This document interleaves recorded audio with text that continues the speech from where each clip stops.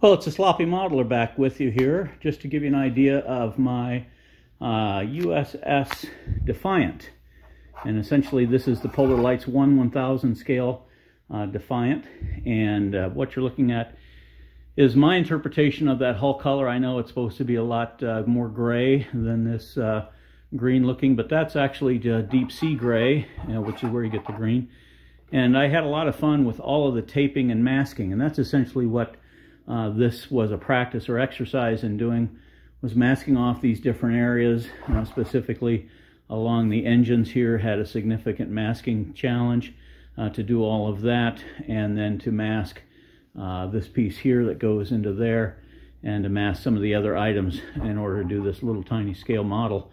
I'm really pleased with the way that the cockpit turned out, and you know, the bottom of this, same thing with the engines, the impulse engines, and the way that all of these little tiny decals, and there's a bunch of them to put on here, have turned out. And then again, excuse me, the blue of the warp engines, and finally just some of the gray here on the back.